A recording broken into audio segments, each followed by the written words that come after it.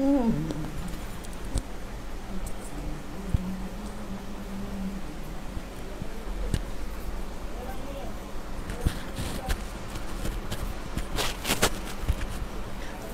আলাইকুম শিক্ষার্থীরা।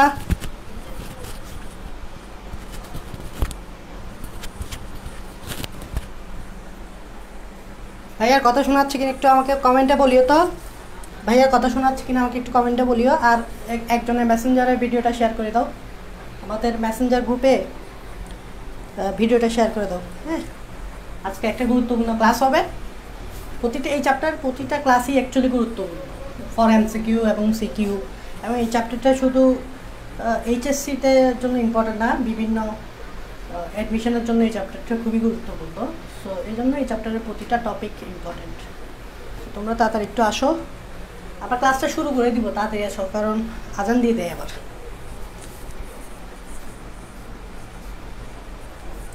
সো আমার কথা ক্লিয়ার কিনা একটু বলো, কথা ক্লিয়ার কিনা একটু বলো, কথা ক্লিয়ার কিনা।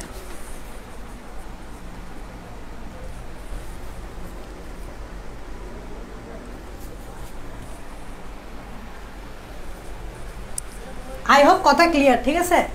আই হোপ কথা ক্লিয়ার, আই হোপ কথা ক্লিয়ার। তাহলে আমি ক্লাসটা শুরু করি। দেখো, গত ক্লাসে আমরা নর্মালি কিছু ইম্পর্টেন্ট টপিক পড়ছিলাম, যেগুলো থেকে এমসিকিউ আসে, সিকিউ আসে। তো আজকে আমরা ঠিক সে পরের অংশগুলোই মূলত পড়ব, ঠিক পরের অংশগুলোই পড়ব। দেখো, প্রথমে একটা টপিক দেখো, সেটা হচ্ছে পুষ্পপুট। পুষ্পপুট বা ইংরেজিতে বলে পেরিয়েন্ট, ইংরেজিতে বলে পেরিয়েন্ট। এখানে পেরিয়েন্ট বানান ভুল হয়েছে, পেরিয়েন্ট। দুইটাই জানা ইম্পর্টেন্ট, কারণ প্রশ্নে অনেক সময় পুষ্পপুট না বলে পেরিয়েন্টও বলতে পারে। সো তখন তুমি ধরা খাবা যদি পেরিয়েন্টটা মনে না রাখো, ঠিক আছে? দেখো, এই পুষ্পপুট বা পেরিয়েন্ট জিনিসটা কি? অ্যাকচুয়ালি এটা কিছুই না, এটা হচ্ছে অ্যাকচুয়ালি বৃতি এবং যে দলমণ্ডল আছে। আমরা গত ক্লাসেই কিন্তু তোমাদেরকে বৃতি এবং দলমণ্ডল নিয়ে স্টাডি করেছি, এস্টিভেশন, পুষ্পপত্র বিন্যাস, যেখানে বৃতির যে সদস্যগুলো আছে বৃত্তাংশ এবং দলমণ্ডলের যে সদস্যগুলো আছে যে পাপড়ি, এগুলো কীভাবে বিন্যস্ত থাকে, সাজানো থাকে, এটা আমরা গত ক্লাসেই দেখছিলাম। তো দেখো, পুষ্পপুট বা পেরিয়েন্ট কি? সেটা হচ্ছে এই যে বৃতি বা দলমণ্ডল দেখতে পাচ্ছ তোমরা, এই ফিগারের দিকে তাকাও। এখানে বৃতি কোনটা তো জানো, এই যে বাহিরের দিকে যে সবুজ কালারের অংশ যেটা দেখো, এটাই হচ্ছে বৃতি। বাহিরের দিকে যে সবুজ কালারের এই অংশটা, এটা হচ্ছে বৃতি। আর এই যে লাল কালারের যে অংশটা দেখতেছ, এই যে লাল কালারের যে অংশটা, এটাই হচ্ছে দলমণ্ডল। তো দলমণ্ডলের বিভিন্ন সদস্যকে আমরা পাপড়ি বলি, বৃতির বিভিন্ন সদস্যকে আমরা বৃত্তাংশ বলি।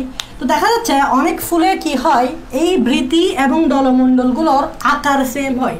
এই বৃতি এবং দলমণ্ডলগুলোর কি হয়, আকৃতি সেম হয়, আকার আকৃতি একই হয়। আবার দেখা যাচ্ছে রঙও একই হয়, রঙও একই হয়। আবার বলতেছি, বিভিন্ন ফুলে দেখা যায় কি, যে বৃতি এবং দলমণ্ডল যেগুলো তুমি দেখতে পাচ্ছ, এই বৃতি আর দলমণ্ডল, এগুলার আকৃতি সেম হয়, আবার কালারটাও সেম হয়ে যায়। তো এই দুইটা যখন সেম হয়ে যায়, তখন তুমি এই বৃতি এবং দলমণ্ডলকে আলাদা করা যায় না। হ্যাঁ, আলাদা করা যায় না, আলাদা করা যায় না। সেম জিনিস মনে হয়, আলাদা করা যায় না, সেম জিনিস মনে হয়। মানে মনে হচ্ছে যে এটা একটাই জিনিস, মনে হচ্ছে এটা একটাই জিনিস, কিন্তু এখানে তো দুইটা ভিন্ন জিনিস আছে। একটা হচ্ছে দলমণ্ডল আর একটা হচ্ছে বৃতি, দুইটাই ভিন্ন জিনিস। বাট কোনো কোনো ফুলে কি হয়, যে বৃতি এবং দলমণ্ডলটা শেপ সেম হয়ে যায়, আবার কালারটাও সেম হয়ে যায়। এই দুইটা যখন সেম হয়ে যায়, তখন তুমি বাইরে থেকে যখন দেখবা, দোনোটাকে একই জিনিস মনে হবে, সেম জিনিস মনে হবে। তুমি আলাদা করতে পারবে না, তুমি বৃতিকে আলাদা করতে পারবে না, হ্যাঁ, তারপর পাপড়িকে আলাদা করতে পারবে না, দলমণ্ডলকে আলাদা করতে পারবে না। তখন ওইটাকেই বলা হয় পেরিয়েন্ট বা পুষ্পপুট। তাহলে পুষ্পপুট ইজ নান আদার দেন হচ্ছে বৃতি এবং দলমণ্ডল। বৃতি এবং দলমণ্ডলটাই হচ্ছে পেরিয়েন্ট। তো বৃতি এবং দলমণ্ডলকে কখন আমরা পেরিয়েন্ট বলবো? যখন দুইটার আকৃতি সেম হয়, আবার কালারও সেম হয়। দ্যাট মিনস তুমি এটাকে আলাদা করতে পারবে না, এক জিনিস মনে, সেম জিনিস মনে হয়, তখন এটাকে আমরা বলবো পুষ্পপুট বা পেরিয়েন্ট। এটা পরীক্ষায় আসে, সংজ্ঞাতে আসে। তোমাকে প্রশ্নে বলবে যে পেরিয়েন্ট বা পুষ্পপুট কি, কাকে বলাতে আসবে, তখন তোমাকে কাকে বলে এটা লিখতে হবে। এই যে আমি যা লিখে দিছি, এটাই হচ্ছে পেরিয়েন্ট বা পুষ্প, এটাই সংজ্ঞায় লিখবা, বইও আছে।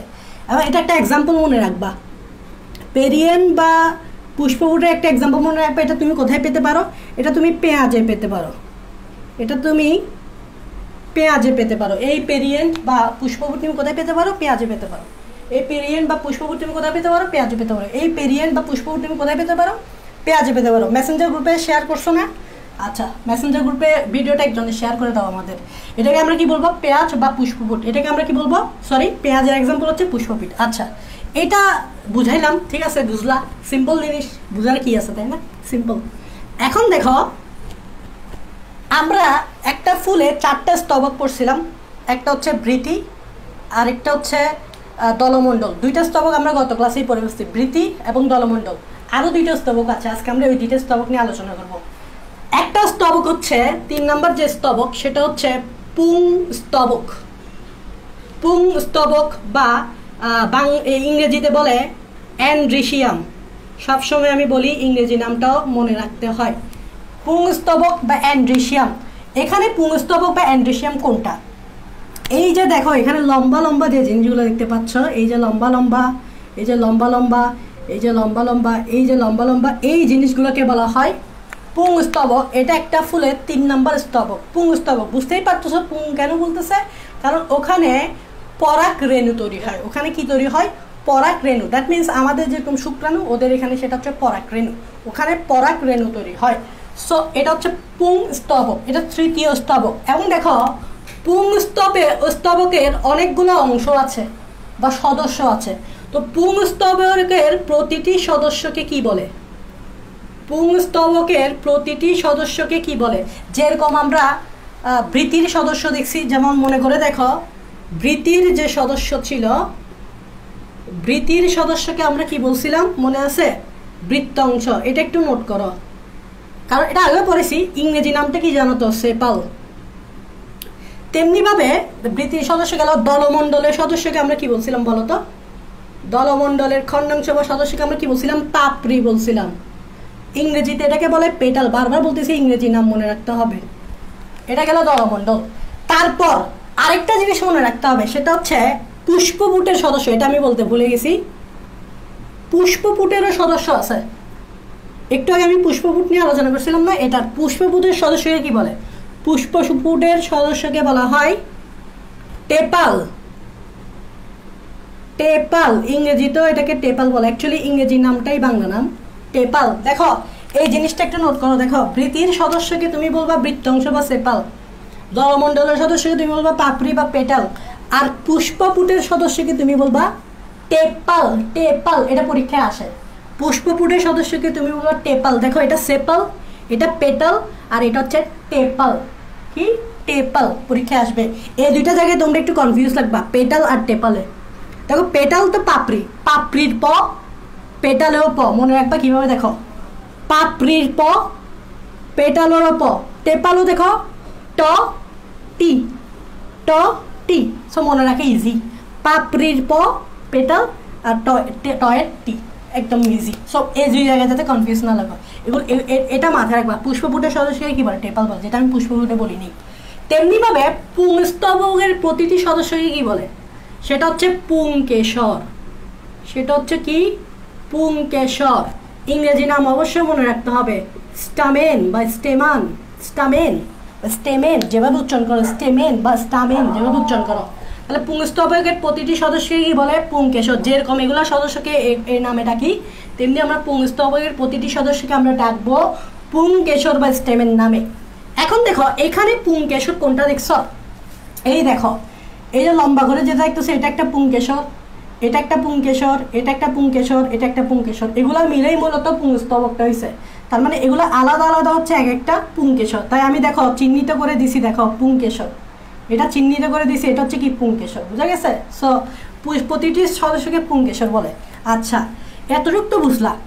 এবার দেখো, এই যে পুংকেশর যেটা দেখতেছ, এই পুংকেশরের 2টা অংশ আছে, খুবই ইম্পর্টেন্ট। এই পুংকেশরের 2টা অংশ আছে। একটা হচ্ছে পুংদণ্ড বা ইংরেজিতে বলে ফিলামেন্ট,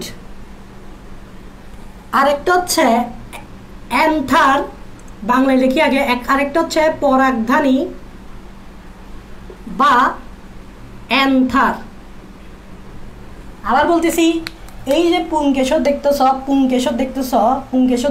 এই পুংকেশরের দুইটা অংশ, একটা হচ্ছে পুংদণ্ড বা ফিলামেন্ট, আর একটা হচ্ছে পরাগধানী বা অ্যান্থার। আমি এখন একটা চিত্র এঁকে দেখাই তোমাকে, দেখো বললাম যে পুংকেশরের দুইটা অংশ, একটা হচ্ছে পুংদণ্ড বা ফিলামেন্ট। দণ্ড মানে বুঝো তো লম্বা একটা অংশ। তাহলে দেখো আমি এখানে একটা লম্বা অংশ আঁকবো।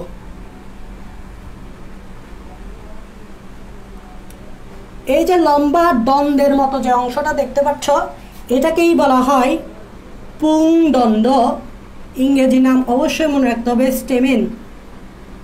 সরি, এটার ইংরেজি নাম স্টেমেন না, এটার ইংরেজি নাম হচ্ছে ফিলামেন্ট।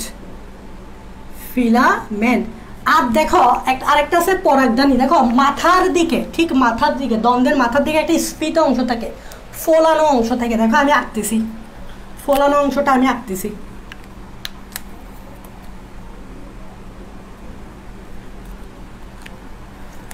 মার্কারের অবস্থা বাজে দেখছো? আচ্ছা দেখো ফোলানো অংশটা, এই দেখো মাথার দিকে একটা ফোলানো অংশ দেখা যাচ্ছে। এই মাথার দিকে ফোলানো অংশটাকে বলা হয় পরাগধানী বা এন্থার, ইংরেজিতে বলে এন্থার। মজার ব্যাপার হচ্ছে এই যে পরাগধানীটা দেখতে পাচ্ছ, এটার মাঝখানে একটা পর্দার মতো অংশ থাকে। এই যে মাঝখানে একটা পর্দার মতো একটা অংশ থাকে, এটাকে কি বলে? এই যে মাঝখানে একটা পর্দার মতো অংশ থাকে, এটাকে বলা হয় যোজক বা লিঙ্কার। মোট কথা হচ্ছে এই যে পরাগধানীটা দেখতে পাচ্ছ, পরাগধানীটা দুইটা অংশে বিভক্ত থাকে, মাঝখানে যোজক বা লিঙ্কার দ্বারা এটা দুইটা অংশে ভাগ করে। এটাই হচ্ছে যোজক বা লিঙ্কার। আর তোমরা জানো পরাগধানীর ভিতরে কি তৈরি হয়? পরাগধানীর ভিতর পোলেন গ্রেইন বা পরাগরেণু তৈরি হয়। দেখো গোল গোল পরাগধানীর ভিতর গোল গোল পোলেন গ্রেইন তৈরি হবে। পরাগধানীর ভিতর গোল গোল পোলেন গ্রেইন তৈরি হবে। গোল গোল কি তৈরি হবে? পোলেন গ্রেইন তৈরি হবে। গোল গোল কি তৈরি হবে? পোলেন গ্রেইন তৈরি হবে। এগুলোকে বলে পরাগরেণু। বা পোলেন গ্রেইন তাহলে এটা একটা কিসের স্ট্রাকচার? এটা হচ্ছে একটা পুংকেশরের স্ট্রাকচার। এটা হচ্ছে একটা পুংকেশর বা স্টেমেনের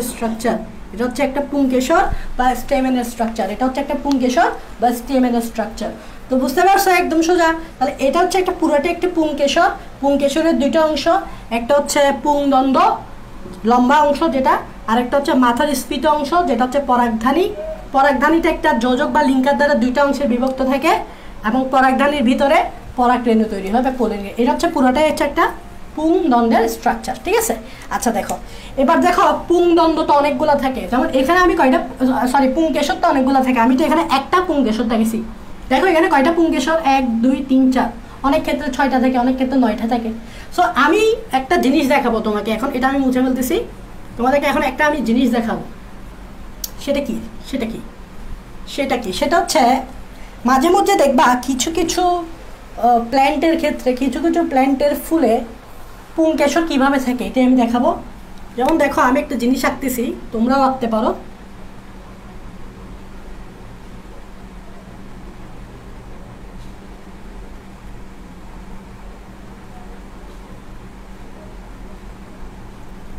দেখো এটা হচ্ছে স্ত্রী স্তবক।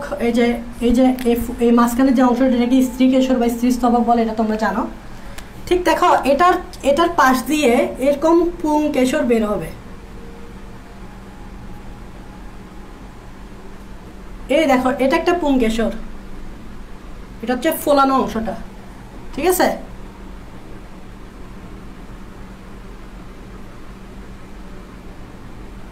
এটা আরেকটা পুংকেশর, একটু খেয়াল করবা, এটা আরেকটা পুংকেশর। এবার দেখো এইটা আরেকটা পুংকেশর, ঠিক আছে? দেখো এদিক দিয়ে দেখো, একটু দেখো, ফিগার আঁকলেই বুঝবা। এটা আরেকটা পুংকেশর,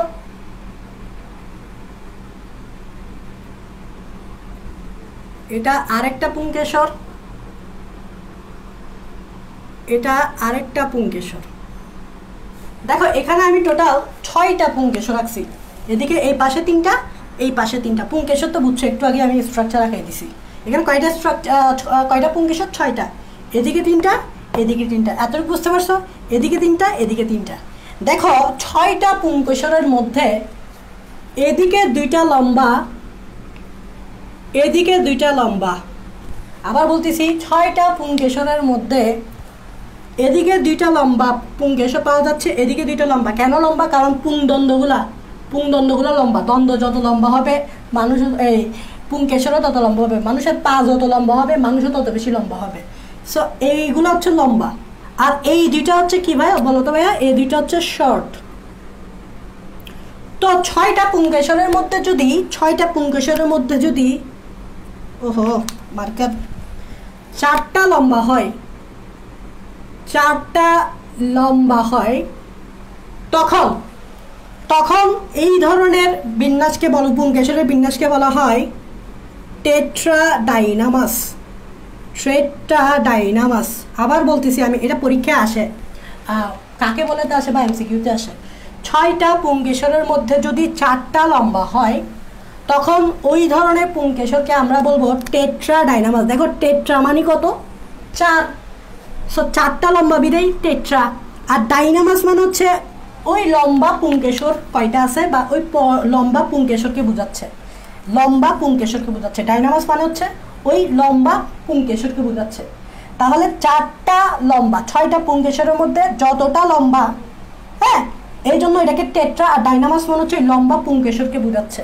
সো টেট্রাডাইনামাস মানে হচ্ছে 6টা পুংকেশরের মধ্যে যদি 4টা লম্বা হয় এটাকে বলা হয় টেট্রাডাইনামাস।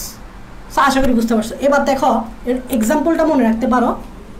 এটার একটা এক্সাম্পল মনে রাখতে পারো। এর একটা এক্সাম্পল হচ্ছে সরিষা ফুলে তুমি এটা দেখতে পাবে। সরিষার সাইন্টিফিক নেম তো জানো, ব্রাসিকা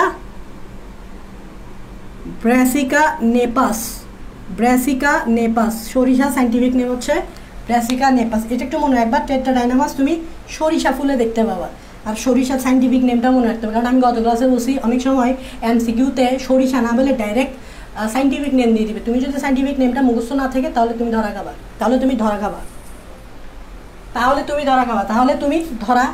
ঠিক আছে? এটা হচ্ছে টেট্রাডাইনামাস। ওকে, এবার আসো তোমাদের বইয়ে দেখবা ডাইডাইনামাস আছে। ডাইডাইনামাসটা কি? দেখো আমি কিছু করবো না, আমি এখান থেকে একটু এডিট করবো। কি এডিট করবো? এরকম করবো যে আমি এখান থেকে একটা লম্বা পুংকেশর বাদ দিব, এখান থেকেও একটা লম্বা পুংকেশর বাদ দিব। এখন বলো তো পুংকেশর টোটাল কয়টা? 4টা। পুংকেশর টোটাল কয়টা? 4টা। এবার বলো 4টা পুংকেশরের মধ্যে 2টা পুংকেশর হচ্ছে লম্বা। তো যেহেতু 2টা পুংকেশর লম্বা তাই 2 এর জন্য আসবে ডাই। আর যেহেতু লম্বা পুংকেশর 2টা তাই এখানে আসবে ডাইনামাস বা ডিনামাস, যেটাই বলো ডাইনামাস বা ডিনামাস। তো ডাইডাইনামাস কখন বলবো? যখন 4টা পুংকেশরের মধ্যে 2টা লম্বা হয়। দেখো 2 বিদায় ডাই আসছে, 4টার মধ্যে 2টা লম্বা বিদায় ডাই আসছে। আর ডাইনামাস মানে হচ্ছে লম্বা পুংকেশরকেই বোঝাচ্ছে। তো ডাইডাইনামাস মানে হচ্ছে 4টা পুংকেশরের মধ্যে যদি 2টা লম্বা পুংকেশর থাকে। আর এটার একটা এক্সাম্পল তুমি মনে রাখতে পারো, স্যালভিয়া ফুল। জাস্ট মনে রাখতে পারো, স্যালভিয়া ফুলে তুমি এটা পাবে। শেষ। এই 2টা জিনিস তুমি বইয়ে পাবে। ঠিক আছে? আচ্ছা, ওকে। এবার দেখো আমরা যে পরাগধানী পুংকেশর পড়ছি, পুংকেশরের 2টা অংশ পড়ছি। একটা হচ্ছে পুংদণ্ড আর একটা হচ্ছে পরাগধানী। মাথার দিকে যে স্ফীত অংশ, মাথা যেটা, সেটা হচ্ছে পরাগধানী। দেখো আমরা পরাগধানীর প্রকারভেদ পড়বো। এখন যেটা পড়বো সেটা হচ্ছে পরাগধানীর প্রকারভেদ। খুব বোঝার চেষ্টা করবা। বইয়ে লাইন আছে ঠিক আছে, বাট বোঝার চেষ্টা করবা। হ্যাঁ, কারণ বইয়ের লাইন পড়ে গেলে হয় না, বইয়ের লাইনগুলো একটু বোঝার চেষ্টা করতে হয়। তো পরাগধানীর প্রকারভেদগুলো আমরা পড়বো। তো পরাগধানীকে আমরা প্রকারভেদ করতে পারবো কিছু বেসিসের উপর ভিত্তি করে আমি শ্রেণী বিভাগ করতে পারবো। যেমন পরাগধানী যেটা, সেটা পুংদণ্ডের সাথে কিভাবে যুক্ত থাকে। ঠিক আছে? পুংদণ্ড পুংদণ্ড ছিল তো, একটু আগে আমি স্ট্রাকচার দেখেছি। পুংদণ্ড পরাগধানীর সাথে কিভাবে যুক্ত থাকে? পুংদণ্ড পরাগধানীর সাথে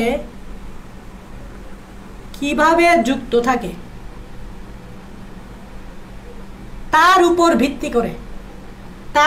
ভিত্তি করে আমরা পরাগধানীকে কয়েকটা ভাগে ভাগ করতে পারি। দ্বন্দ্বটা লম্বা দ্বন্দ্বটা পরাগধানীর সাথে কিভাবে যুক্ত আছে সেটার উপর ভিত্তি করে। তাহলে আমি একটা পরাগধানী আঁকি। দেখো তোমরা পরাগধানী আঁকতে পারবা না, পরাগধানী সবসময় এরকম হয়, বুঝছো? মাথা আর কি এরকম হয় এবং এরকম মাঝখানে একটা যোজক থাকে, মানে এটা দুইটা পার্ট বুঝে। এটা হচ্ছে একটা পরাগধানী। এটা হচ্ছে একটা কি পরাগধানী। একটু আগে আমি স্ট্রাকচার দেখেছিলাম না, না পরাগধানী, ঠিক আছে? এবার আসো যে পুংদণ্ডটা আছে, তোমরা জানো একটা পুংদণ্ড থাকে, একটা লম্বা একটা দ্বন্দ্ব থাকে। এই পুংদণ্ডটা এই পরাগধানীর সাথে কিভাবে যুক্ত আছে এটা একটু দেখি। আচ্ছা তোমরা বলো তো, এই পরাগধানীর এই অংশটা হচ্ছে পরাগধানীর পাদ অংশ। পাদ মানে কি? পাদ মানে হচ্ছে নিচের অংশ। দেখো এই পুংদণ্ডটা এই পরাগধানীর একেবারে পাদ অংশ বা নিচের দিকে, পরাগধানীর নিচের দিকে যুক্ত থাকে। এই দেখো এই পুংদণ্ডটা এটার নাম কি? এটার নাম হচ্ছে পুংদণ্ড। এই পুংদণ্ডটা পরাগধানীর একেবারে নিচের দিকে, পাদ মানে কি?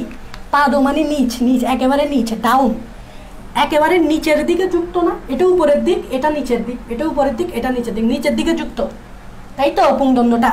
তাই এইটাকে বলবো আমরা পাদ লগ্ন। তাই এই পরাগধানীর প্রকারভেদকে আমরা বলবো পাদ লগ্ন। পাদ মানে বুঝছো নিচে যুক্ত হয়েছে, আর লগ্ন মানে যুক্ত হওয়া। লগ্ন মানে কি? যুক্ত হওয়া। তার মানে পুংদণ্ডটা এই পরাগধানীর পাদ জায়গায়, নিচের জায়গায় যুক্ত হয়েছে, তাই এটাকে বলে পাদ লগ্ন। ইংলিশে কি বলে এটাকে? ইংলিশে এটাকে বলে বেসিফিক্সড। এটা একটা প্রকারভেদ, ঠিক আছে? বুঝতে হবে ভাই, মুখস্থে কিছু নাই। দেখো আরেক ধরনের প্রকারভেদ আমরা পাবো, কিসের উপর ভিত্তি করে তো বুঝতেই পারতেছ। আবার আমি একটা পরাগধানী আঁকবো। দেখো আমি একটা পরাগধানী আঁকতেছি।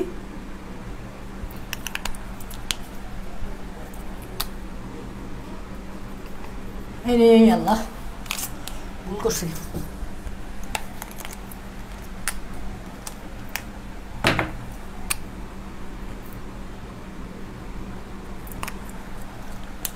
আচ্ছা আমি শুধু কালো কলম দিয়ে দেখো। এই যে একটা পরাগধানী, এটা হচ্ছে একটা পরাগধানীর একটা পার্ট, ঠিক আছে? এটা হচ্ছে পরাগধানীর একটা পার্ট। আচ্ছা এই পরাগধানীর একটা পার্টের এই অংশটা হচ্ছে এর সামনের দিক। খেয়াল করো, এই অংশটা হচ্ছে সামনের দিক, মানে ধরো এটা আমার হাত, তো এই হাতের এই অংশটা হচ্ছে সামনের দিক, আর এই অংশটা হচ্ছে পিঠের দিক। এই অংশটা হচ্ছে সামনের দিক, এই অংশটা হচ্ছে পিঠের দিক। ঠিক সেমভাবে এই পরাগধানীর এই অংশটা হচ্ছে সামনের দিক, আর এই অংশটা হচ্ছে পিঠের দিক। এতটুকু তো বুঝতে পারছো? এই অংশটা সামনের দিক, এই অংশটা পিঠের দিক।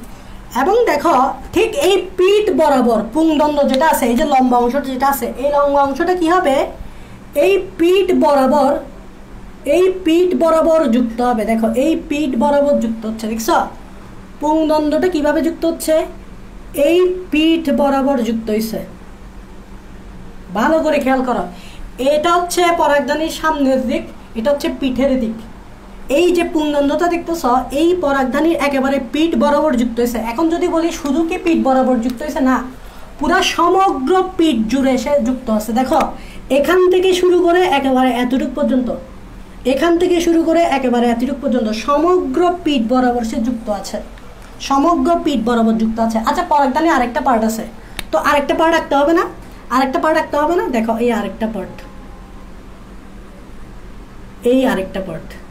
এই দেখছো? তার মানে পরাগধানীর দুইটা পার্ট আছে, এবং দুইটা পার্টের যে পিঠটা আছে, পিঠ বরাবর পুংদণ্ডটা যুক্ত থাকে, আর সমগ্র পিঠ বরাবর যুক্ত থাকে।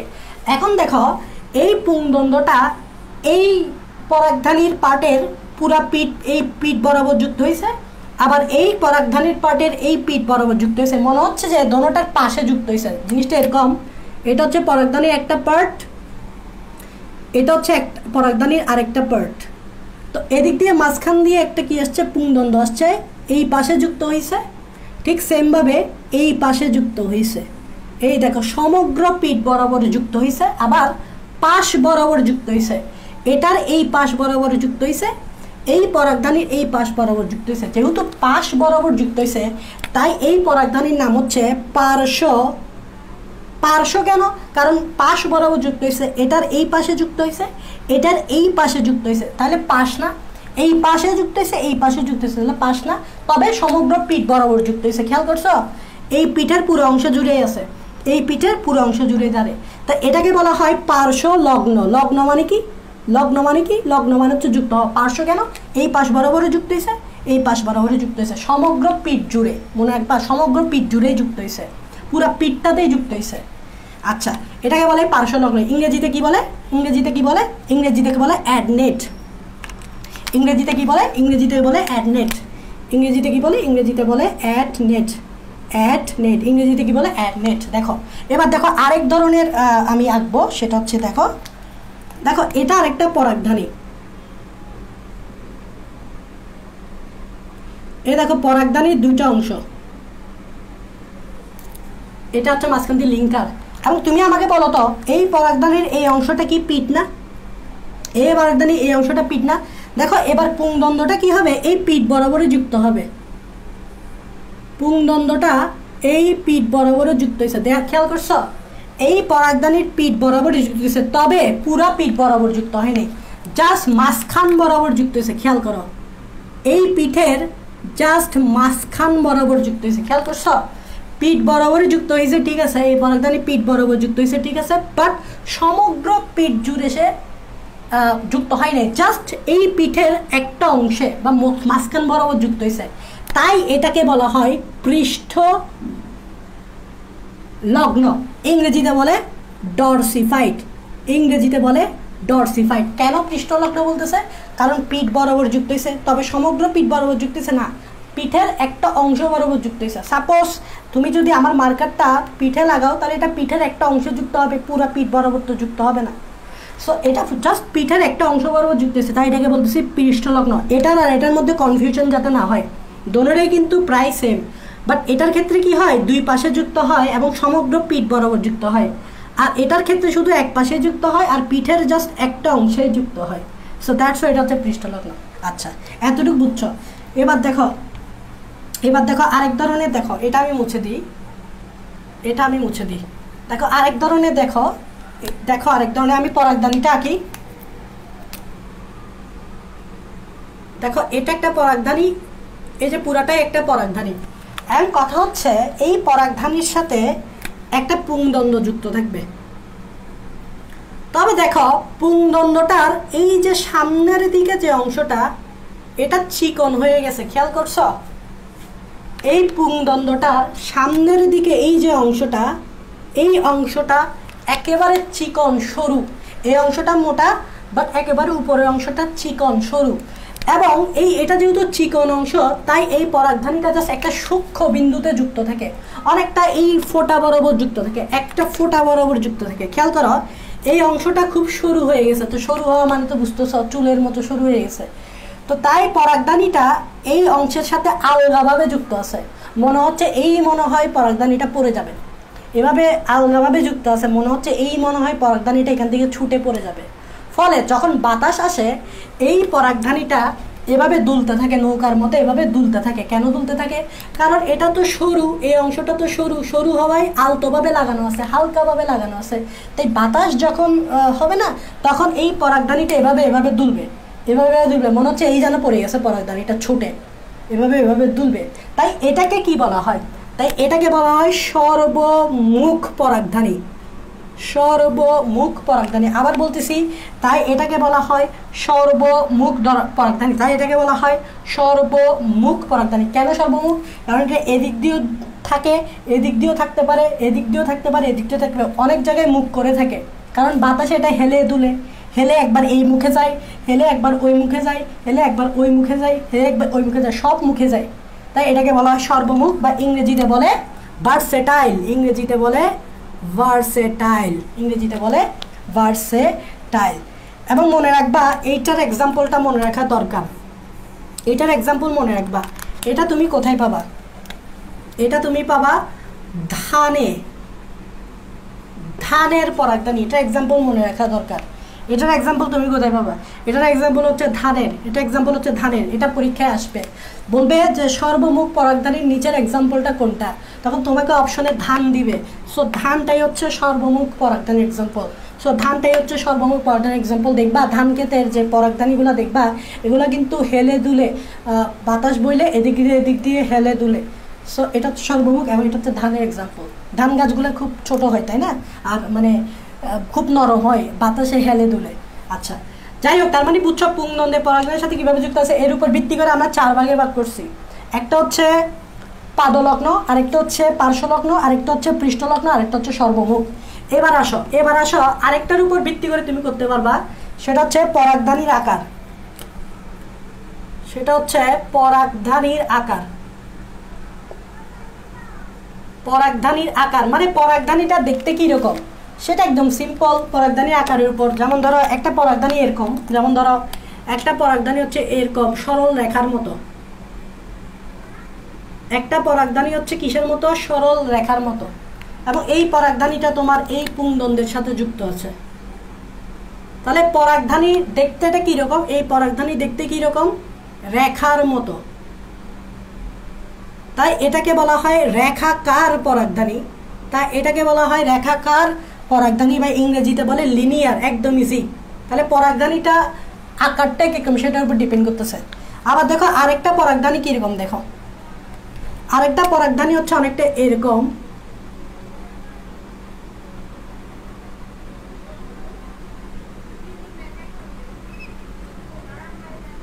দেখো আরেকটা পরাগধানী হচ্ছে দেখতে অনেকটা এরকম, অনেকটা কিডনির মতো, এবং এটা পুংদন্ডের সাথে যুক্ত আছে। অনেকটা কিসের মতো? কিডনির মতো, কিডনি শেপড। কিসের মতো দেখতে? কিডনির মতো। দেখো এটা আমাদের যে কিডনি আছে না, কিডনি শেপ কীরকম? এরকম না, দেখতে অনেকটা এরকম। তাই এটাকে বলা হয় বৃক্কাকার। আমাদের কিডনি এটাকে বলা হয় বৃক্ক বলে না, সো এটাকে বলা হয় বৃক্কাকার, বাংলায় বৃক্ক বলে। আর ইংরেজিতে বলে রিইউনিফর্ম, ইংরেজিতে বলে রিইউনিফর্ম। এটার এক্সাম্পল মনে রাখতে হবে, পরীক্ষায় আসবে। এটার এক্সাম্পল মনে রাখতে হবে, লিখো। এটার এক্সাম্পল পরীক্ষায় আসবে, সেটা হচ্ছে জবা। জবা ফুলে তুমি এটা পাবা, খুবই ইম্পর্টেন্ট। এটার এক্সাম্পল পরীক্ষায় আসবে, বলবে নিচের কোনটি কিডনি শেপ পরাগধানী তো দেখা যায়, তখন আনসার হবে জবা। আনসার হবে জবা। আনসার হবে জবা। আনসার হবে জবা। আনসার হবে কি? জবা। আবার বলতেছি নিচের কোনটিতে বৃক্কাকার দেখা যায়, বৃক্কাকার কিডনি শেপ বা বৃক্কাকার পরাগধানী দেখা যায়, আনসার হবে কি? জবা। এর আগে ধানের ক্ষেত্রে আমরা দেখলাম সর্বমুখ। তো আশা করি বুঝতে পারছো এভাবেও কি করা যায়, পরাগধানীটাকে ক্লাসিফাইড করা যায়। আরেক ধরনের পরাগধানী তুমি পুংকেশর তুমি দেখতে পাবে। কিছু কিছু পুংকেশর আছে, বুঝছো? দেখো এক ধরনের পুংকেশর তুমি পাবা, কিছু কিছু পুংকেশর আছে তুমি এখানেই দেখো। ধরো এটা হচ্ছে একটা ফুলের পাপড়ি, এটা হচ্ছে একটা ফুলের পাপড়ি, এটা হচ্ছে একটা ফুলের পাপড়ি। দেখা যাচ্ছে কিছু কিছু পুংকেশর, ধরো এই পুংকেশরটা, এখানে একটা পুংকেশর রাখতেছি, দেখো এই পুংকেশর, এই একটা পুংকেশর রাখলাম, এখানে একটা পুংকেশর রাখলাম। দেখো এটা হচ্ছে কি? পুংকেশর, পুরোটা কি? পুংকেশর। আর এটা কি? এগুলো কি? পাপড়ি। কিছু কিছু পুংকেশর আছে, বুঝছো, সেগুলো কি হয়? পাপড়ির সাথে যুক্ত হয়ে যায়। পুংকেশর কি হয়ে যায়? পাপড়ির সাথে যুক্ত থাকে। কিছু কিছু পুংকেশর আছে যেগুলা পাপড়ির সাথে যুক্ত থাকে, পাপড়ির সাথে যুক্ত থাকে। যখন তুমি পুংকেশরটা ছিঁড়তে যাবা তখন একসাথে পাপড়ির ওই অংশটাও ছিঁড়ে যাবে, যে অংশের সাথে পাপড়িটা যুক্ত আছে। ধরো তুমি একটা ফুলে পুংকেশর ছিঁড়তে যাচ্ছ, দেখা যাচ্ছে যে ওই পুংকেশরটা পাপড়ির সাথে যুক্ত। তো তুমি পুংকেশরটা যখন ছিঁড়তে যাচ্ছ তখন দেখা যাচ্ছে যে পুংকেশরের সাথে পাপড়ির যে অংশটা যুক্ত ছিল, ওই পাপড়ির এই অংশটাও ছিঁড়ে গেছে। কেন ছিঁড়ে গেছে? কারণ দুইটা যুক্ত ছিল। তো ওই ধরনের পুংকেশরকে আমরা কি বলবো? ওই ধরনের পুংকেশরকে আমরা বলবো দললগ্ন পুংকেশর।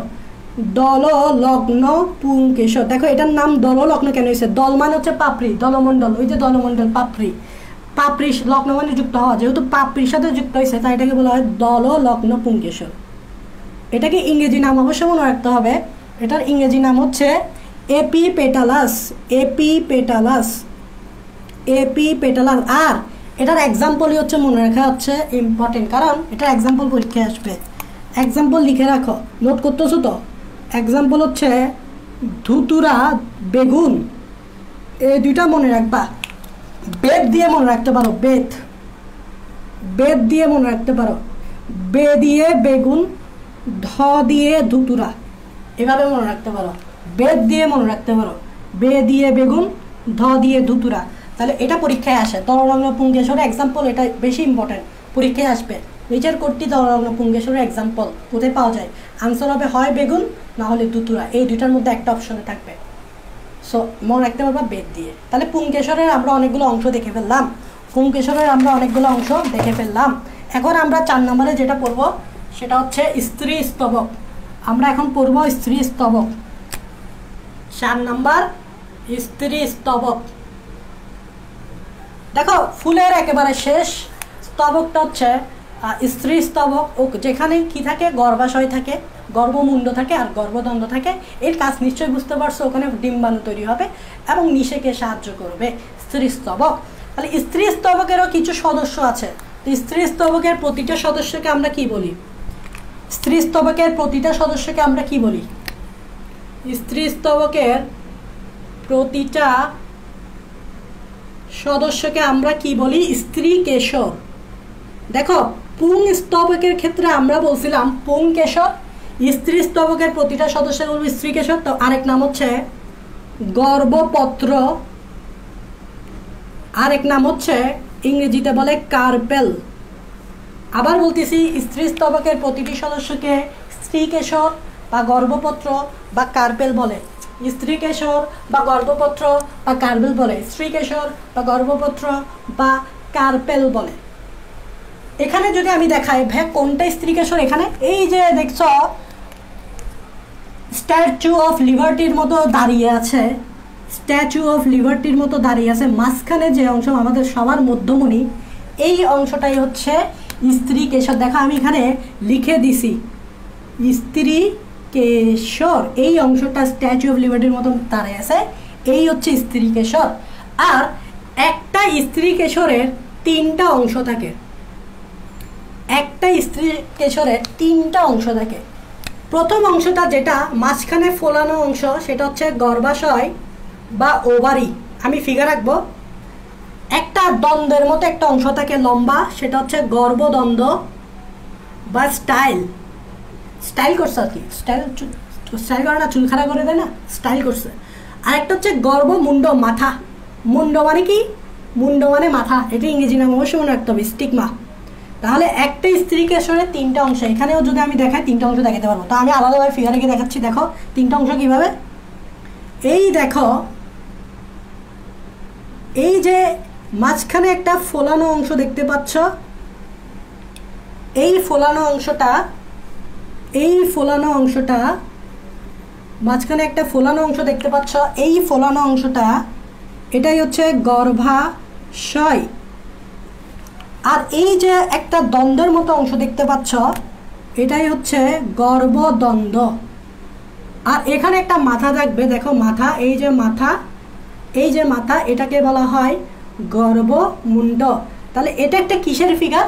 এটা একটা স্ত্রী কেশরের ফিগার, এটা একটা স্ত্রী কেশরের ফিগার, এটা একটা স্ত্রী কেশরের ফিগার। স্ত্রী কেশরের 3টা অংশ, গর্ভাশয়, ফোলানো অংশটা গর্ভাশয় যেটার ভিতর ডিম্বক থাকে, তারপর এটা এই অংশটা হচ্ছে গর্ভদ্বন্দ্ব, দ্বন্দ্ব বুঝতেই পারতেছ, আর এই অংশটা হচ্ছে মাথা, মাথা মানে মুন্ড, গর্ভমুণ্ড। তাহলে স্ত্রী কেশরের কয়টা অংশ? 3টা অংশ।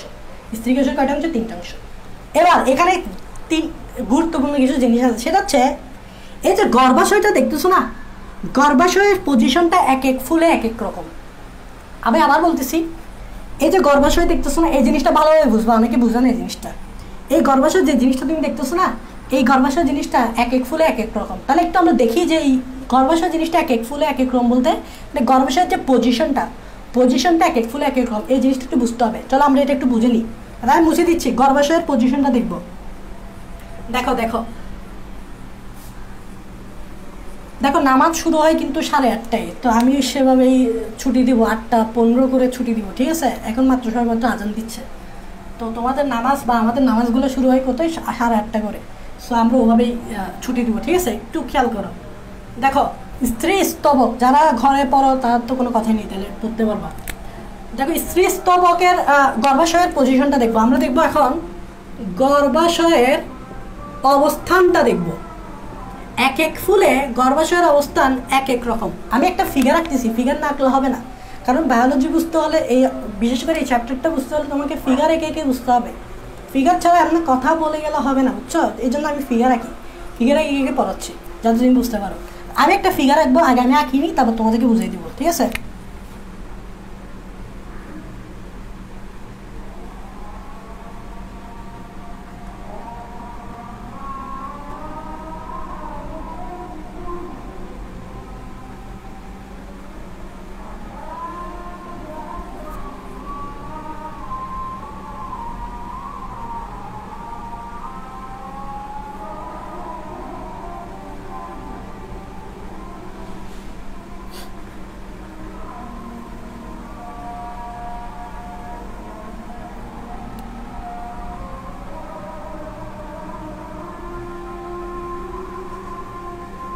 এখানে আমি একটা ফিগার আঁকছি, এগুলো একটু চিহ্নিত করে দিচ্ছি। এটাই হচ্ছে গর্ভাশয়, এটা হচ্ছে গর্ভাশয়। আচ্ছা, আজকে মার্কারের জন্য আমি মানে দেখছো, আগে থেকে আমি মার্কার টার্কার ঠিক করে রাখি না, সেটা হচ্ছে সমস্যা। এখানে আমি একটু, এটা হচ্ছে গর্ভাশয়, এটা হচ্ছে কি গর্ভাশয়। এই অংশটা কি? এই অংশটা হচ্ছে বৃতি। এই অংশটা কি? এই অংশটা হচ্ছে বৃতি। এই অংশটা হচ্ছে পাপড়ি। এই অংশটা হচ্ছে কি?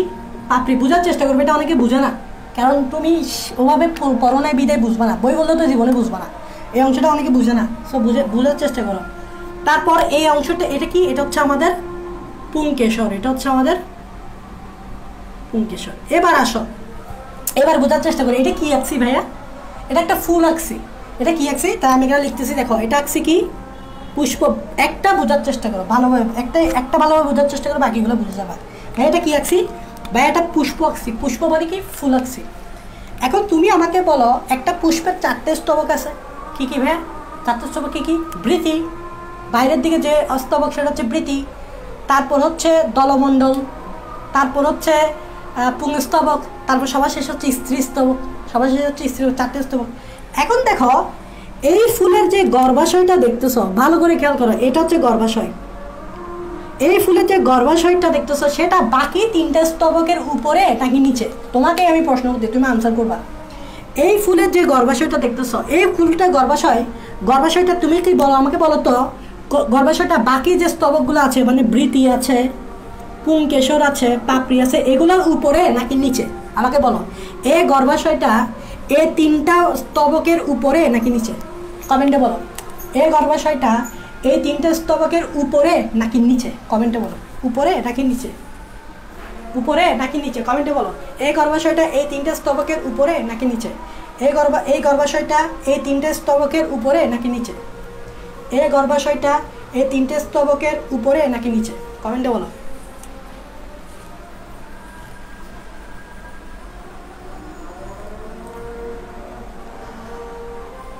গর্ভাশয়টা উপরে নাকি নিচে? একটু কুইক করো, কুইক করো। উপরে নাকি নিচে? একজনে বলছো উপরে। গর্ভাশয়টা এই 3টে স্তবকের উপরে নাকি নিচে? এই গর্ভাশয়টা এই 3টে স্তবকের উপরে নাকি নিচে? একজনে বলছো উপরে, আরো 2জন মনে হয় লাইভ দেখতেছো, তাড়াতাড়ি বলো।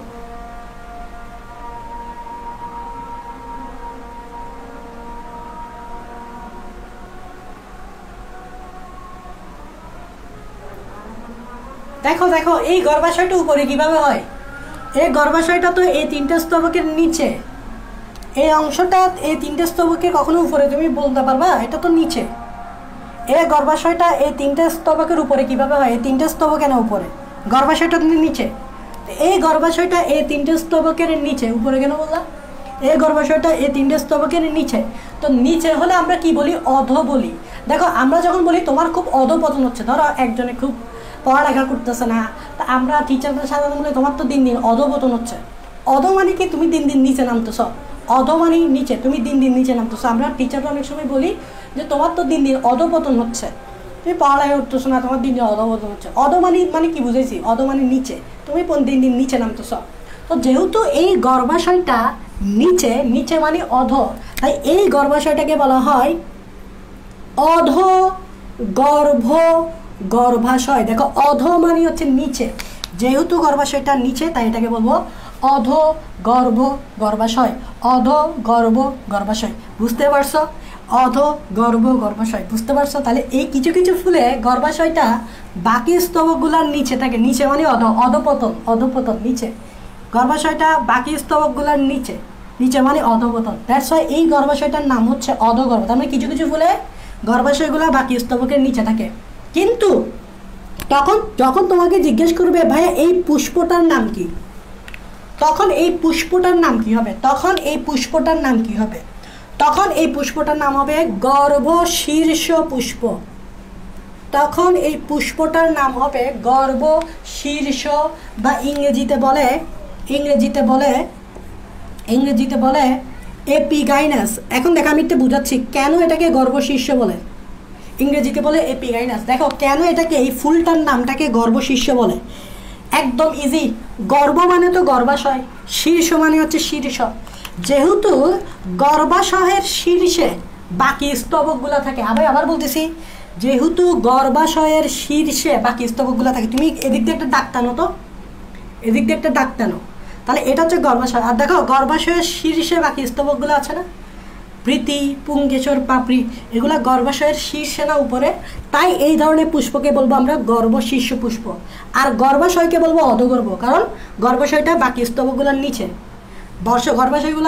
গর্ভাশয়টা বাকি স্তবকগুলোর নিচে, বিধে অধগর্ভ। আর এটাকে, এই পুষ্পটাকে গর্ভ শীর্ষ কেন বলবো? কারণ গর্ভের উপরে বাকি স্তবকগুলো আছে, দেখছ? গর্ভের উপরে বাকি স্তবকগুলো আছে, তাই এটাকে বলবো গর্ভ শীর্ষ। গর্ভের উপরে বাকি স্তবকগুলো আছে, তাই এটাকে বলবো গর্ভ শীর্ষ। গর্ভের উপরে বাকি স্তবকগুলো আছে, তাই এটাকে বলবো গর্ভ শীর্ষ। বুঝতে পারছো? আমাকে বলো তো এই জিনিসটা বুঝতে পারছো কিনা? এই জিনিসটা বুঝতে পারছো কিনা বলো তো?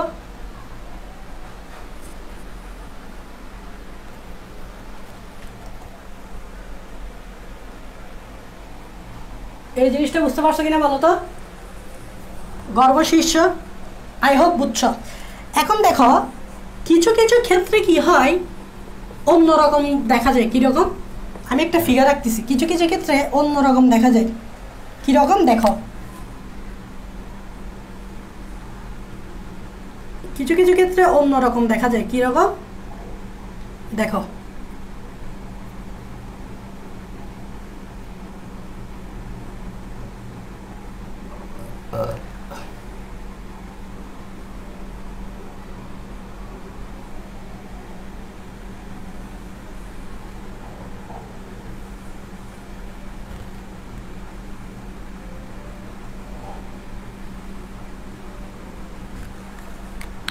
দেখো এই অংশটা বুঝতে পারতেছো না? এই অংশটা কি?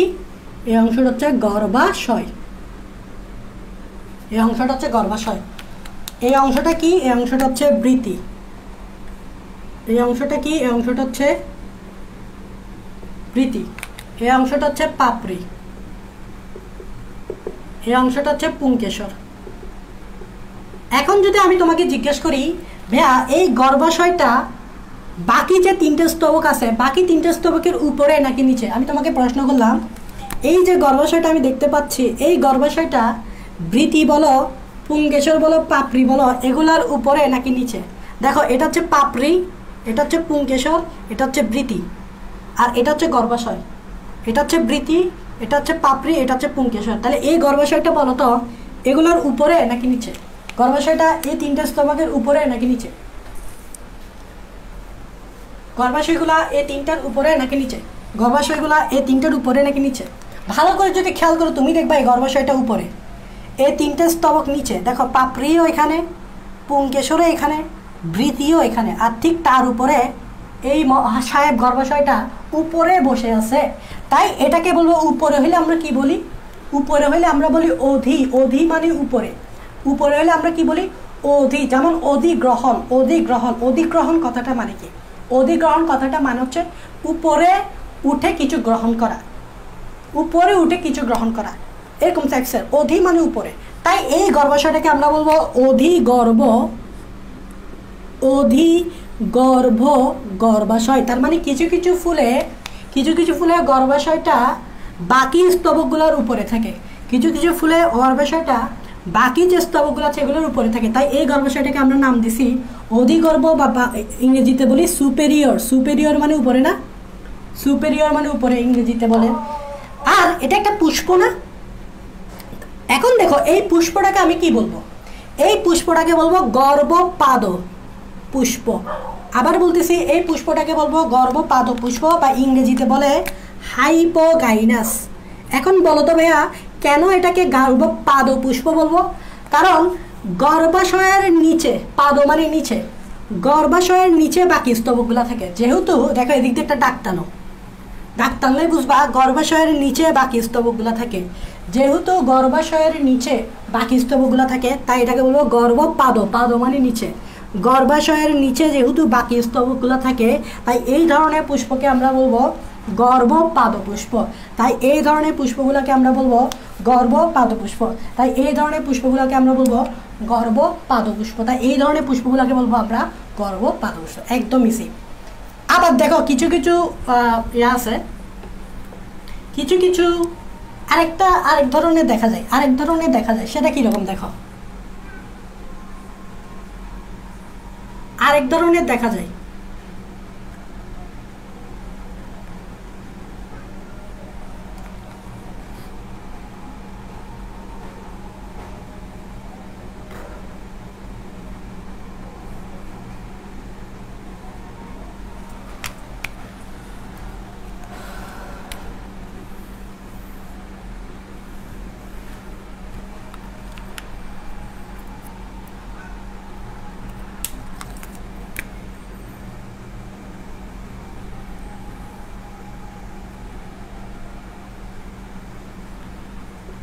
দেখো এখানে যে গর্ভাশয়টা দেখতেছ, এই দেখো আমি টিক মার্ক করে দিচ্ছি, এইখানে যে গর্ভাশয়টা দেখতেছ এই এতটুক গর্ভাশয়,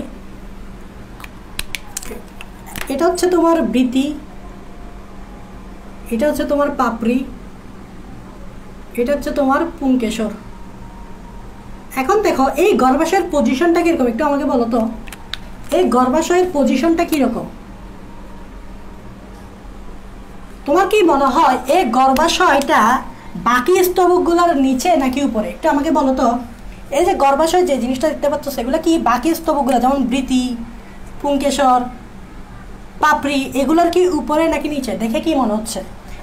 এই যে গর্ভাশয় যেটা দেখতে পাচ্ছ এগুলো বাকি স্তবকগুলোর উপরে নাকি নিচে? দেখে কি মনে হচ্ছে? দেখো আমি যদি দেখি, আমি দেখে বলবো যে না, এই যে গর্ভাশয় যেটা আমি দেখতে পাচ্ছি এটা তো বৃতির মাঝখান বরাবর আছে। কারণ আমি যদি এভাবে ডাক টানি, এদিক দিয়ে এই বরাবর ডাক টানি, গর্ভাশয়ের এই অংশটাতে বৃতি পাচ্ছি, আবার উপরের অংশটা আমরা পুংকেশর বা এইসব পাপড়িগুলো পাচ্ছি। তার মানে গর্ভাশয়টা আমি উপরেও বলতে পারতেছি না, এই বাকি স্তবকগুলোর উপরেও বলতে পারতেছি না, আবার এই গর্ভাশয়টাকে বাকি স্তবকগুলোর নিচেও বুঝতে পারতেছি না। তাহলে মাঝখানের একটা অবস্থা হচ্ছে। তাহলে দেখো এই গর্ভাশয়টা বাকি স্তবকগুলোর উপরেও বলা যাচ্ছে না, কারণ কি বাইরের দিকে কিছু অংশ আছে, ভিতরের দিকে কিছু অংশ আছে, এবং এগুলোরও নিচেও বলা যাচ্ছে না। তাহলে এটা মাঝখানে একটা অবস্থা না? তো এই জন্য যেহেতু গর্ভাশয়ের পজিশনটা অনেকটা মাঝখানে, বাকি স্তবকগুলোর অনেকটা মাঝখানে, তাই এটাকে আমরা বলবো অর্ধগর্ভ। তাই এটাকে বলবো আমরা অর্ধগর্ভ। তাই এটাকে আমরা বলবো অর্ধগর্ভ। তাই এটাকে আমরা বলবো কি? অর্ধগর্ভ গর্ভাশয়। তাই এটাকে আমরা বলবো অর্ধগর্ভ গর্ভাশয়, অর্ধগর্ভ গর্ভাশয়, অর্ধগর্ভ গর্ভাশয়। আর এই ধরনের পুষ্পকে আমরা কি বলবো? এই ধরনের পুষ্পকে আমরা বলবো গর্ভকটি পুষ্প। ইংরেজি নাম হচ্ছে পেরিগাইনাস। ইংরেজি নাম হচ্ছে পেরিগাইনাস। এই ধরনের ফুলকে আমরা বলবো গর্ভকটি পুষ্প। এখন কথা হচ্ছে এটাকে কোটি কেন বলতেছি, গর্ভকটি কেন বলতেছি? কোটি মানে কি? দেখো আমরা কোটি যখন কথা বলি না, এটা হচ্ছে কোমর বোঝায় আমাদের। কোটি মানে হচ্ছে কোমর, কোটি মানে হচ্ছে কোমর। এখন দেখো গর্ভাশয়টা এর কোটি, কোমরের এই যে এই অংশটাকে আমরা কোমর বলতে পারবো, ঠিক এই অংশটাকে। কোমরের অংশে পাপড়িও থাকতেছে, পুংকেশরও থাকতেছে, আবার বৃদ্ধিও থাকতেছে। তার মানে এটা কোমর দেশে বা কোটি দেশে পাপড়ি এবং পুংকেশর বা বৃত্তিগুলোর অবস্থান বোঝাচ্ছে। মানে গর্ভাশয়ের কোটি দেশ থেকেই মূলত বৃত্তি, পাপড়ি, পুংকেশর এগুলো পাওয়া যাচ্ছে, মানে কোমর।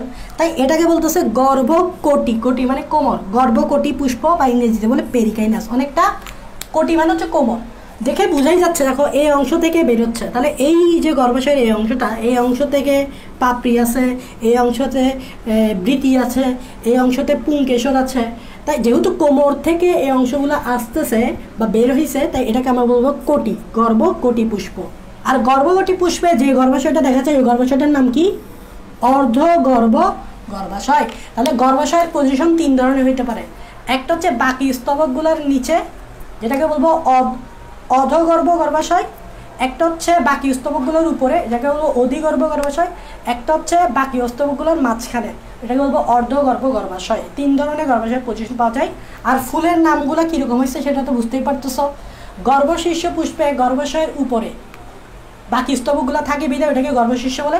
গর্ভপাদ কেন বলছে? কারণ গর্ভাশয়ের নিচে বাকি স্তবকগুলো থাকে বিধায় ওটাকে গর্ভপাদ বলে। আর এটাকে গর্ভকোটি বলে কেন? কারণ গর্ভের কোটি দেশে মানে কোমর থেকে বের হয়, দ্যাটস ওটাকে গর্ভকোটি বলে। সো এই 3টা জিনিস মনে রাখতে হবে। সো এই জন্য এগুলোর এক্সাম্পলও মনে রাখতে হবে।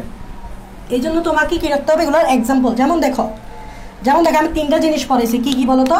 আমি 3টা জিনিস পড়েছি। একটা হচ্ছে গর্ভ শীর্ষ পুষ্প। হ্যালো, গর্ভশীর্ষ পুষ্পে গর্ভাশয়ের পজিশন কোথায় থাকে? গর্ভাশয়ের পজিশনকে আমরা বলি অধগর্ভ, মানে গর্ভাশয়টার নিচে থাকে। অধগর্ভ গর্ভাশয়। গর্ভাশয় কোথায় থাকে? গর্ভাশয় বাকি স্তবকগুলোর নিচে থাকে বিধায় এটাকে বলি অধগর্ভ। এগুলোর এক্সাম্পলগুলো মনে রাখতে হবে, পরীক্ষায় আসবে। এক্সাম্পল কি? এক্সাম্পলগুলো কি? 2টা জিনিস মনে রাখবা, কুমড়া পেয়ারা। কুমড়া পেয়ারা হচ্ছে গর্ভশীর্ষ পুষ্পের এক্সাম্পল, মনে রাখতে হবে। তারপর আরেকটা পড়ছি কি? আরেকটা পড়ছি গর্ভপাদ পুষ্প। তো এটার গর্ভাশয়টা অ্যাকচুয়ালি উপরে থাকে, তাই এই গর্ভাশয়টাকে বলা হয় অধিগর্ভ গর্ভাশয়। অধিগর্ভ গর্ভাশয়। এটার এক্সাম্পলগুলো কি? এটার এক্সাম্পল হচ্ছে 2টা, এটার এক্সাম্পল 3টা। একটা হচ্ছে সরিষা, এটা খুবই ইম্পর্টেন্ট, জবা, আর এটা হচ্ছে ধান। এই 3টা খুবই ইম্পর্টেন্ট, এখান থেকে এমসিকিউ আসবে। এই 3টা খুবই ইম্পর্টেন্ট, সরিষা, জবা, ধান। সরিষা, জবা, ধান। এখান থেকে কীরকম প্রশ্ন আসতে পারে? প্রথমে বলবে নিচের কোনটি গর্ভপাদ পুষ্প। এখানে একটা প্রশ্ন আসবে এরকম, দেখো, নিচের কোনটি গর্ভপাদ পুষ্প। এক্সাম্পলে ইয়াতে অপশনে যদি সরিষা, জবা বা ধানের মধ্যে যে কোনো একটা থাকে, তাহলে ওইটাই কারেক্ট আনসার। ধরো আমি লিখলাম, তাহলে কারেক্ট আনসার কি? জবা, সরিষা অথবা ধান, এই 3টার মধ্যে একটা থাকলে এটা খুবই ইম্পর্টেন্ট। এরকম প্রশ্ন এভাবে আসতে পারে। এটা না আসে প্রশ্ন এভাবে দিয়ে দিল, নিচের কোনটি গর্ভপাদ পুষ্প বললো না, ধরো বললো নিচের কোনটিতে, সেম দেখো প্রশ্ন আনসার সেম। নিচের কোনটিতে গর্ভপাদ পুষ্প না বলে বললো নিচের কোনটি অধিগর্ভ গর্ভাশয় দেখা যায়।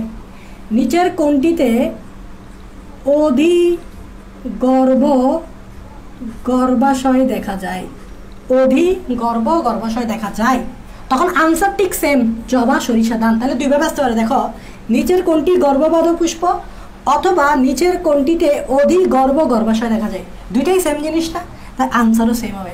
সো এই জন্য মনে রাখবা, এমসিকিউ পড়ার সময় টেকনিক্যালি পড়তে হবে, প্রশ্ন করে পড়তে হবে। তুমি শুধু এই জিনিসটা দেখে গেলা, তুমি শুধু গর্ভপাদ পুষ্প দেখে গেলা, কিন্তু এই লাইনটা দেখলা না, এখান থেকে যে এমসিকিউ আসবে এটা চিন্তা করলাম না, তাহলে তো হবে না। সো এভাবে চিন্তা করতে হবে। আচ্ছা, আরেকটা এক্সাম্পল আছে,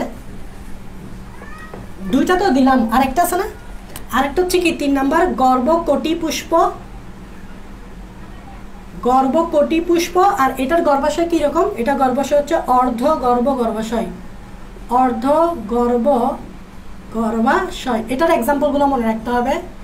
এটার এক্সাম্পল কি? এটার এক্সাম্পল দুইটা, একটা হচ্ছে শিম আর একটা হচ্ছে গোলাপ। এটাও খুব ইম্পর্টেন্ট, পরীক্ষায় আসবে। তো বেশিরভাগ ক্ষেত্রে গোলাপটা ইম্পর্টেন্ট। তো তোমরা গোলাপ নিয়ে তো বেশি প্রশ্ন হয়, মানে গোলাপ নিয়ে আমরা জিনিসগুলো একটু মনে রাখতে পারি, ঠিক আছে? তো বলবে নিচের কোনটি গর্ভকটি পুষ্প? অপশনে গোলাপ থাকবে, আনসার গোলাপ। অথবা বলবে নিচের কোনটিতে অধগর্ভ গর্ভাশয় দেখা যায়? আনসার হচ্ছে গোলাপ। সো এটাও বেশি ইম্পর্টেন্ট। এই জবা, সরিষা, ধান, এই গোলাপ আর এই তিনটা এক্সাম্পল বেশি ইম্পর্টেন্ট, এগুলো এমসিকিউতে আসে। তা আমি তোমাদেরকে তো বলে দিচ্ছি কীভাবে তোমরা পড়বা, এভাবেই পড়বা। সো এমসিকিউতে কীভাবে আসতে পারে এটাই বলতেছি, খুব ইম্পর্টেন্ট। ওকে, শেষ। ওকে, শেষ, স্ত্রী স্তবক শেষ। ওকে স্যার, মোটামুটি শেষ আমাদের সব শেষ। আরও কিছু জিনিস বাকি আছে, যেমন ফুলের প্রকারভেদ, ক্লাসিফিকেশন অফ ফ্লাওয়ার্স। কী বাকি আছে? Classification of flowers. কী বাকি আছে? Classification of flowers. আচ্ছা, আমি আরও 10 মিনিট পড়াইতে পারবো, আমার মনে হচ্ছে আমি আরও 10 মিনিট পড়াইতে পারবো। কী বাকি আছে? Classification of flowers. কী বাকি আছে? ফুলের প্রকারভেদ। আমি আরও 10 মিনিট পড়াইতে পারবো। এই হচ্ছে আমাদের ফুলের প্রকারভেদ। দেখো, ফুলের প্রকারভেদ কিছু জিনিসের উপর ভিত্তি করে করা যায়। প্রথম হচ্ছে ব্র্যাক্টের উপস্থিতি। এখন জিজ্ঞেস করবা ব্র্যাক্ট কি ভাইয়া? ব্র্যাক্টের উপস্থিতির উপর ভিত্তি করে ব্র্যাক্ট কি ভাইয়া? এই যে দেখো, এই যে জিনিসটা, এই জিনিসটা হচ্ছে ব্র্যাক্ট।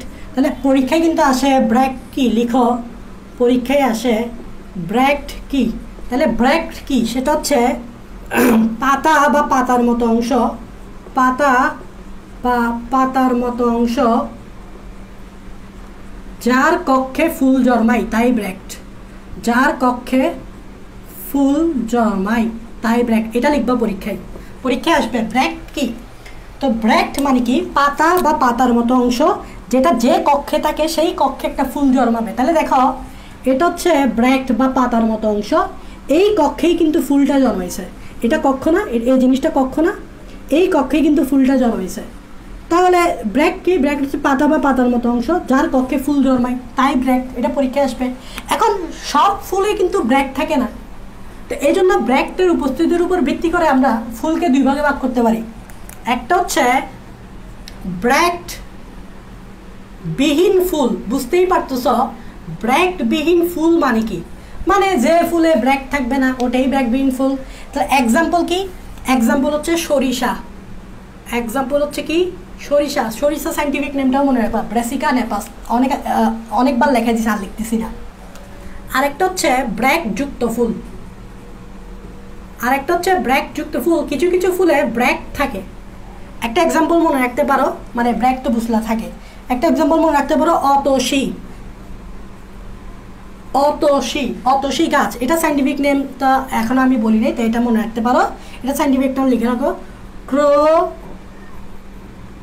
ক্রোটেলারিয়া। হ্যাঁ, ক্রোটেলারিয়া রেটুসা। এটা সাইন্টিফিক নেম আমি আদৌ লিখি নেই, তাই এটা লিখে দিচ্ছি।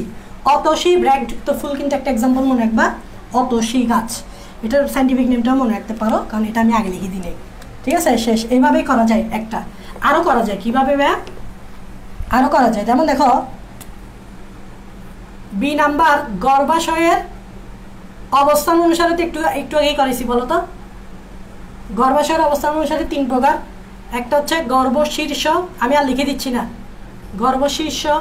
আরেকটা হচ্ছে গর্ভপাদ, আরেকটা হচ্ছে গর্ভকটি। 3টা এক্সাম্পল একটু আগেই লিখে দিছি, তাই এখানে আর বিস্তারিত বলতেছি না। আরেকভাবে করা যায়, দেখো, আরেকভাবে করা যায় পূর্ণতা অনুসারে। পূর্ণতা অনুসারে ভাই, পূর্ণতা অনুসারে মানে কি? ভাই পূর্ণতা অনুসারে মানে কি? সেটা হচ্ছে একটা ফুলে কি সবগুলো অংশ পাওয়া যায়? ধরো একটা ফুলে আমরা বলি 4টা স্তবক না? কি কি? বৃতি, পাপড়ি মানে জলমণ্ডল, স্ত্রী স্তবক, পুংস্তবক। যদি এই 4টে স্তবকই পাই তাহলে আমরা বলবো ফুলটা স্বয়ং সম্পূর্ণ, সব অংশই আছে। তাই তখন ওই ফুলকে আমরা বলবো সম্পূর্ণ ফুল। ওই ফুলকে আমরা বলবো সম্পূর্ণ ফুল। একটা ফুলের যদি সবগুলো অংশ মানে 4টে স্তবকে পাওয়া যায়, আর যদি 4টে স্তবকের মধ্যে কোনো স্তবক মিসিং থাকে আর যদি 4টে স্তবকের মধ্যে কোনো স্তবক মিসিং থাকে তখন বলবো অসম্পূর্ণ। দেখো সম্পূর্ণ ফুলের এক্সাম্পল মনে রাখতে হবে, খুবই ইম্পর্টেন্ট। সম্পূর্ণ ফুলের এক্সাম্পল দেখো একদম কমন, জবা। জবা ফুল, জবা নিয়ে এই চ্যাপ্টারে বেশি আলোচনা হয়েছে, সো জবা নিয়ে এমসিকিউ বেশি ইম্পর্টেন্ট। সম্পূর্ণ ফুলের এক্সাম্পল হচ্ছে জবা। অসম্পূর্ণ ফুলের এক্সাম্পল 2টা মনে রাখবা, একটা হচ্ছে কুমড়া, কুমড়া ফুল, আর একটা হচ্ছে লাউ মনে রাখতে পারো। 2টা, কুমড়াটাই বেশি আসে, লাউটা কম আসে, কুমড়াটা বেশি আসে। কুমড়া এবং লাউ অসম্পূর্ণ মানে বুঝতে পারছো, যেগুলো একটা স্তবক মিসিং থাকবে। তারপর দেখো, তারপর কিসের উপর ভিত্তি করে করতে পারে? লিঙ্গ। একদম সোজা, লিঙ্গ অনুসারে। ভাই লিঙ্গ অনুসারে বলতে কি বোঝাচ্ছেন? একটা হচ্ছে উভলিঙ্গ। এখন ভাইয়া উভলিঙ্গ মানে কি? স্বাভাবিক। উভলিঙ্গ মানে হচ্ছে যে ফুলে তুমি স্ত্রী স্তবক এবং পুংস্তবক দুইটাই পাবা। একটা ফুল নিলা, একটা ফুলে তুমি স্ত্রী স্তবকটাও পাইলা, পুংস্তবকটাও পাইলা, পুংকেশরটাও পাইলা, স্ত্রী কেশরটাও পাইলা, তাহলে ওটাকে উভলিঙ্গ। স্বাভাবিক, পুরুষ স্ত্রী দুইটাই থাকে, তাহলে উভ। এবং উভলিঙ্গের এক্সাম্পল মনে রাখবা, খুবই ইম্পর্টেন্ট, জবা। এখানেও সেম, দেখছো উভলিঙ্গের এক্সাম্পল কি? জবা। সম্পূর্ণ ফুলের এক্সাম্পল জবা, উভলিঙ্গের এক্সাম্পল জবা। জবাতে তাহলে পুংস্তবক স্ত্রী স্তবক দুইটাই থাকে। এক লিঙ্গ তো বুঝতেই পারতেছ। এক লিঙ্গ মানে কি ভাইয়া? হয় পুংস্তবক থাকবে, না হলে স্ত্রী স্তবক থাকবে। একটা ফুল নিলে ফুলে শুধুমাত্র হয় পুংস্তবক থাকবে, না হলে স্ত্রী স্তবক থাকবে। এটার এক্সাম্পলও মনে রাখতে হবে। এই দেখো, এটা এক্সাম্পল কুমড়া। দেখো লাউ, কুমড়া সেম, কুমড়াটাই বেশি আসে। কুমড়া লাউ সেম, কুমড়া লাউ সেম। দেখো এখানেও সেম, এখানেও সেম। ঠিক আছে? আচ্ছা, তারপর তারপর আর কি অনুসারে করতে পারি? আরেকটা করতে পারি অঙ্গের সমতা অনুসারে। অঙ্গের সমতা অনুসারে। এখন জিজ্ঞেস করবা যে অঙ্গের সমতা মানে কি? বলতেছি, অঙ্গের সমতা অনুসারে একটা হচ্ছে সমাঙ্গ ফুল, আর একটা হচ্ছে অসমাঙ্গ ফুল। একদম সোজা। দেখো সমাঙ্গ ফুল মানে হচ্ছে সমান অঙ্গ। একটা ফুলে যে পুংকেশরগুলো থাকে সবগুলা একই আকৃতির।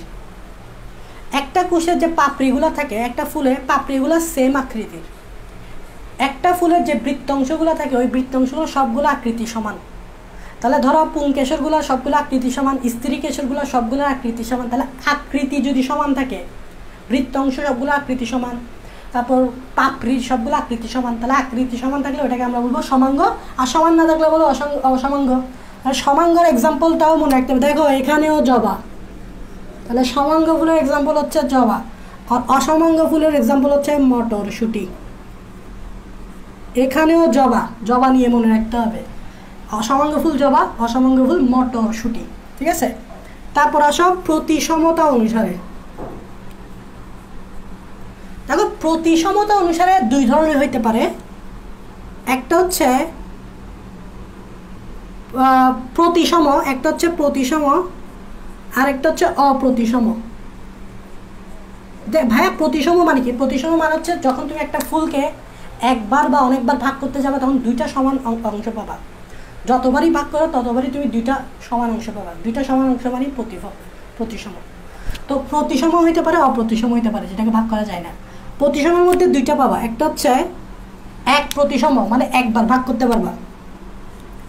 একটা হচ্ছে এক প্রতিসম, একবার ভাগ করতে পারবা। আর একটা হচ্ছে বহু প্রতিসম, মানে অনেকবার ভাগ করতে পারবা। একবার ভাগ করতে বলে এক প্রতিসম, বহুবার ভাগ করতে বলে বহু প্রতিসম। এক প্রতিসমের এক্সাম্পল মনে রাখবা। এক প্রতিসমের এক্সাম্পল হচ্ছে শিম, অপরাজিতা। আর বহু প্রতিসম, এখানেও দেখো বহু প্রতিসম হচ্ছে জবা। এখানেও জবা, বহু প্রতিসম হচ্ছে জবা।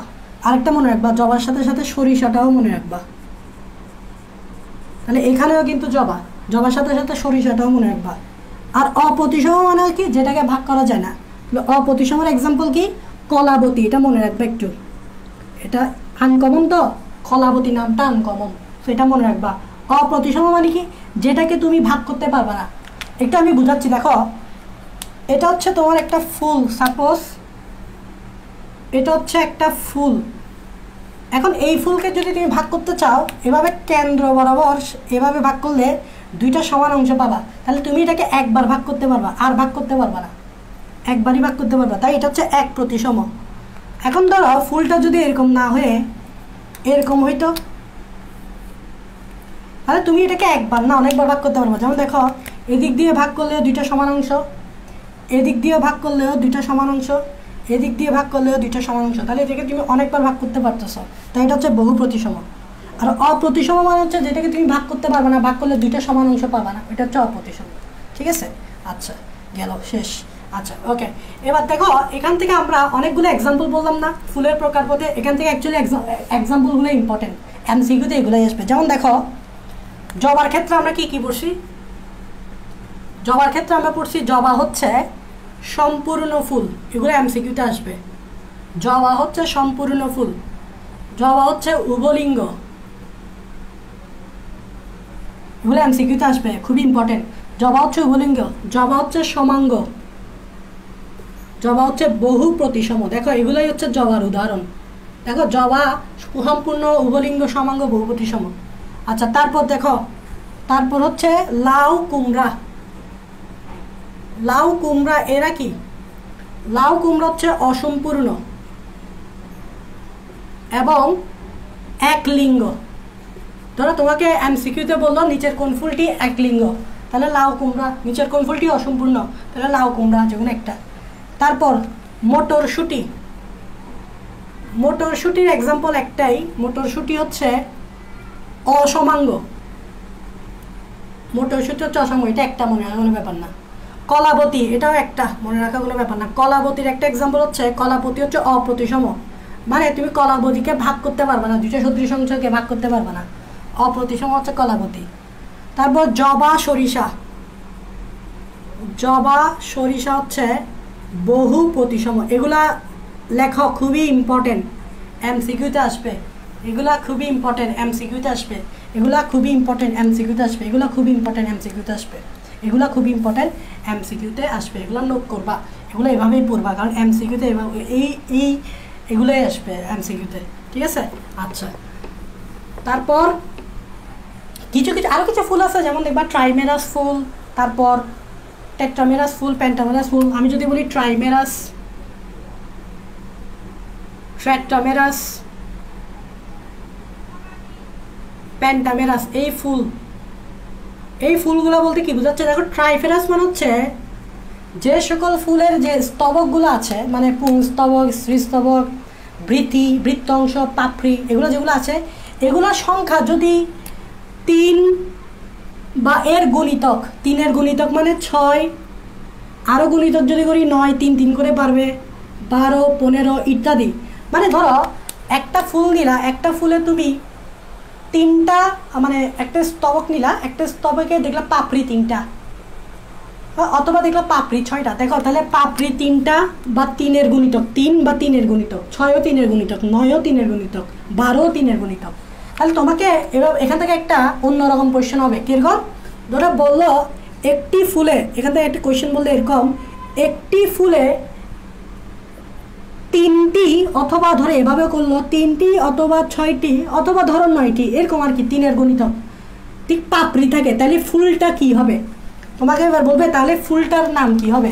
এখানে অপশনে দিল সম্পূর্ণ ফুল, অপশনে দিল উভলিঙ্গ, অপশনে দিল এই সেই আবিজাবি, তো এটা আনসার হবে ট্রাইমেরাস ফুল। কারণ একটা ফুলের যে স্তবকগুলো থাকে, স্তবকের যে সদস্যগুলো থাকে, সদস্যগুলো যদি 3 বা 3-এর গুণিতক হয়, যেমন দলমণ্ডল, দলমণ্ডলে ধরো পাপড়ি 3টা, অথবা ধরো 3-এর গুণিতক মানে 6টা, অথবা ধরো 9টা, 3-এর গুণিতক, তাহলে তুমি ওই ফুলটাকে বলবা ট্রাইমেরাস ফুল। বুঝতে পারছো, ধরো বৃত্তাংশ, বৃত্তাংশ 3টা অথবা 3-এর গুণিতক মানে 6টা অথবা 9টা, তাহলে সেটা হবে ট্রাইমেরাস। আর টেট্রামেরাস মানে তো বুঝতেছ 4-এর গুণিতক, যদি হয় 4-এর গুণিতক 4, 8, 12 ইত্যাদি ইত্যাদি। পেন্টামেরাস মানে বুঝতেছো যদি হয় 5, 5-এর গুণিতক 10, ধরো 15 এরকম করে যদি হয়, তখন এটা হবে পেন্টামেরাস। এবং মনে রাখবা ট্রাইমেরাসের এক্সাম্পল কোথায়, ট্রাইমেরাস কোথায় পাবা, এই ট্রাইমেরাস লিখে রাখো, এটা পাবা একবীজপত্রী উদ্ভিদে, একবীজপত্রী উদ্ভিদ, ব্র্যাকেটে লিখে রাখো পোয়েসি গোত্র, পোয়েসি গোত্রতে এটা পাবা। আর টেট্রামেরাস, পেন্টামেরাস তুমি কোথায় পাবা, এটা পাবা দ্বিবীজপত্রী, ব্র্যাকেটে লিখে রাখো মালবেসি গোত্র। আমরা যখন এই চ্যাপ্টারের লাস্টের দিকে পোয়েসি এবং মালবেসি গোত্র পড়বো, তখন এগুলো পড়বো, এগুলো এমসিকিউতে আসবে। সো শেষ, আজকের ক্লাসটা এখানেই শেষ। আমরা দেখো অনেক গুরুত্বপূর্ণ জিনিস পড়ছি যেগুলো এমসিকিউর জন্য 100% ইম্পর্টেন্ট। তো তোমরা এভাবেই পড়বা, এভাবে পড়লে এই চ্যাপ্টার থেকে এমসিকিউ আসলে তুমি পারবা।